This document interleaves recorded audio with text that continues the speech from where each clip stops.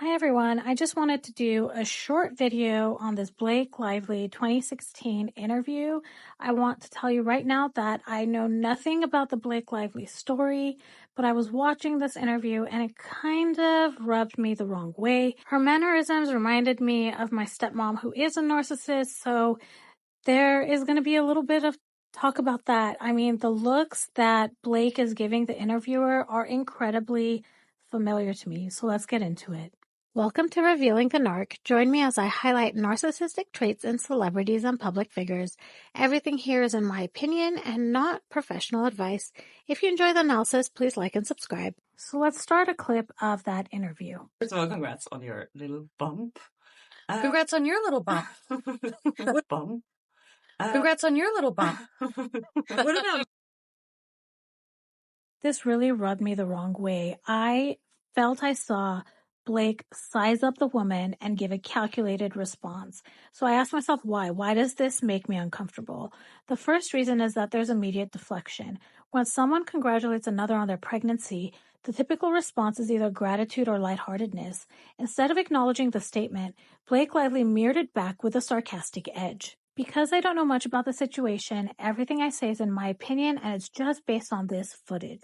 If this were a pattern of behavior rather than a one-time moment, it could align with a couple of narcissistic traits. The first is deflection and tit-for-tat behavior. Instead of responding directly, she redirected the comment back, which could be seen as a power move. Narcissists often struggle with being the center of unsolicited attention unless they control the narrative.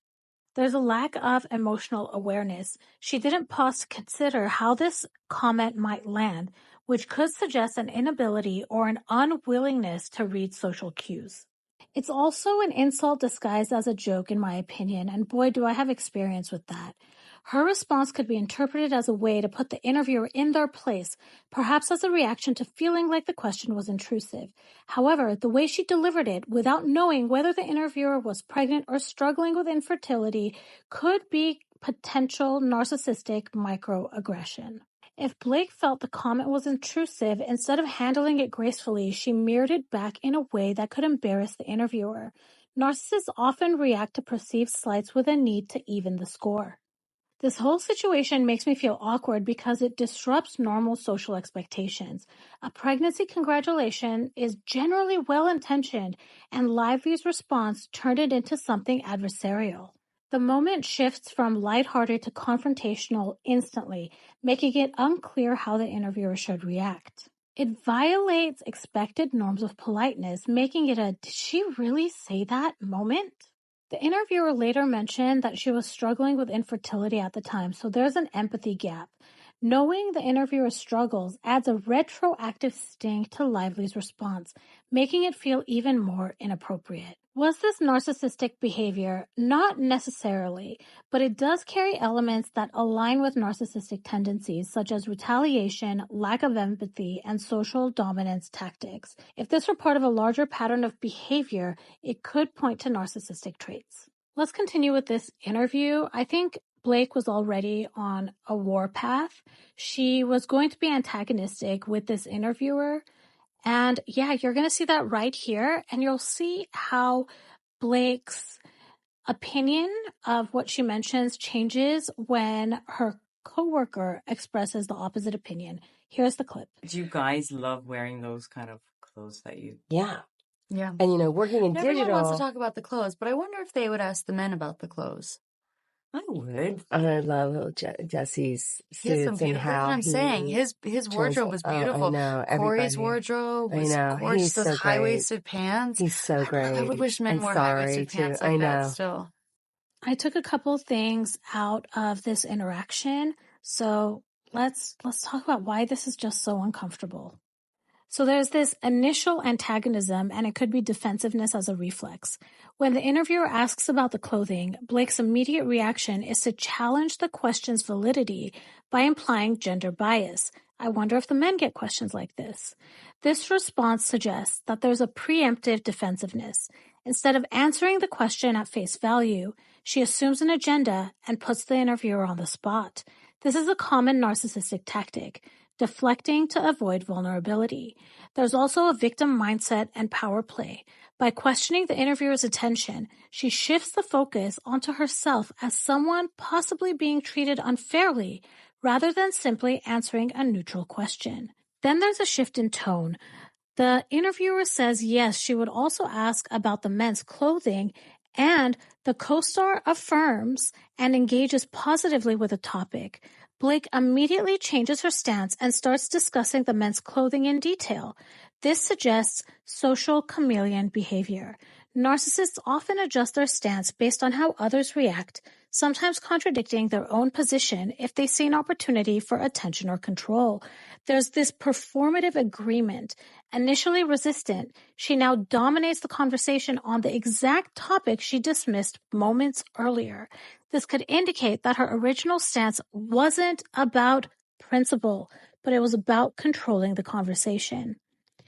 Next, we see that there's talking over her co-star, a dominance and a lack of awareness.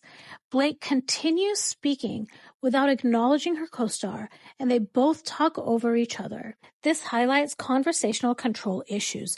A person with narcissistic traits may struggle to share the spotlight, feeling an innate need to lead the discussion, even at the cost of social harmony. There's a lack of empathy and awareness. It seems that Blake didn't notice or even care that her co-star was already speaking, and there's an inability to recognize that Blake herself is overpowering the conversation, another common trait in narcissistic personalities. There's inconsistency in engagement. She initially dismisses the topic, then dominates it, making it seem less about interest in the subject and more about owning the conversation. So was all of this put together narcissistic behavior? It doesn't confirm narcissism, but her behavior aligns with these narcissistic conversational tactics, such as deflection and defensiveness, avoiding the question by questioning its fairness, by controlling the narrative, initially resisting, then taking over the conversation, contradictory social adaptation, changing her stance as soon as the conversation shifts, and she's overpowering others in discussion, talking over her co-star rather than engaging in a balanced exchange. The beginning of this interview feels uncomfortable because it disrupts the natural flow of conversation. Instead of engaging smoothly, Blake's reactions create tension, pushback, and an awkward battle for control.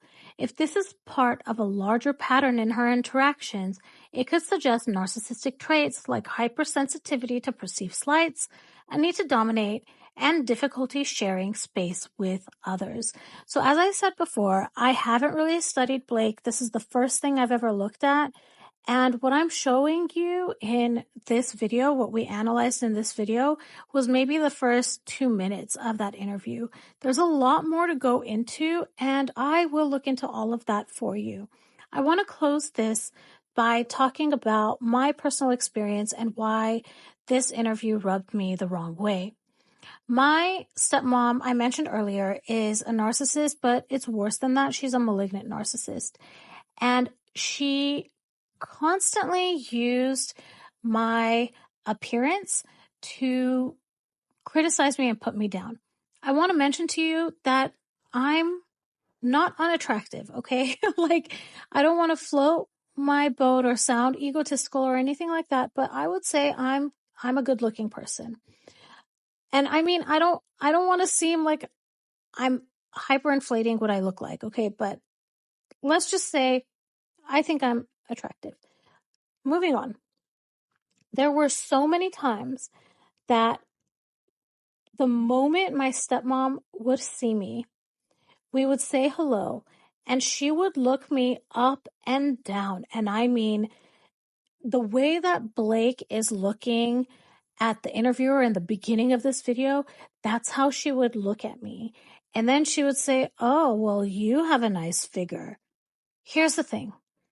The words seem nice. If I wrote that down in a book or in an article that someone said to me, "Oh, you have a nice figure," it sounds nice. But you take the whole picture together, the tone that it was said, the way she was looking me up and down, the aggressiveness of her stance, gives the whole thing a whole new meaning. And I think this is something that narcissists perfect. That's why a lot of times when we tell people about the experiences we have with narcissism and we just repeat the words that are said, it doesn't take the full impact of the meaning behind the words. And again, this is also why I study, or I really pay attention to the words that people say, because it could mean completely different things. I don't know if that makes any sense, but I just wanted to share my experience with you. I'm curious to know how you feel about this. If you have any comments or anything, please drop them below. I always love hearing from you. And yeah, I hope you enjoyed this video. Please like and subscribe, and I will talk to you all soon. Goodbye.